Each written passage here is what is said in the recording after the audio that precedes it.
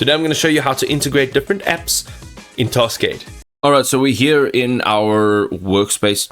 We have moved into one of our projects. I'm going to go over here to workspace, and this will just show you all of your assets over here, okay, on this centerpiece. Now, what you want to do is go to integrations.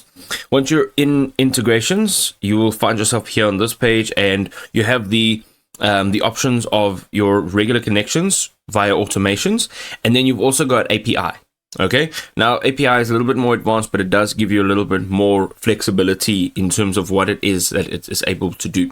What we want to do is we either want to connect via an automation. So if you click on connect via an automation, basically you can generate with their AI, or you can create your own, or you can use one of the templates. Now what you see here will essentially allow you to connect some third-party apps, like for example Google Forms and Taskade, and then there's one more here. You can see this is for Slack, and all the rest of them are actually for Taskade. Okay, we don't want that. What we want, if we go back out here, we don't want automations, we want to do integrations. Okay, so let's just remove ourselves from this project, and here we want to go back into integrations, and what we want to do is we want to ask AI to connect apps.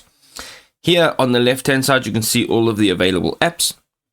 You can also filter them out from communication apps, productivity, CRM, so forth. Ultimately, if you want to search for one, you can go up to the top over here, you can search in there. Now I'm just going to choose a random app over here, and let's just say, for example, we want to connect Google Drive because we want to allow access to some media files. Go ahead, click on it, and it will give you a couple options over here. Okay, so you can build file dashboards, visualizing shared folder hierarchies. You can generate summaries for new edited files, trigger workflows with when new files or folders appear, and then you can create websites visualizing workspace file structures. So let's say, for example, we want to do this. All right, you'll be now put into this page, and now you can customize exactly what it is that you would like to do. All right, so we've got when a file is added to Google Drive, added to the mind map. Let's go ahead and click on send.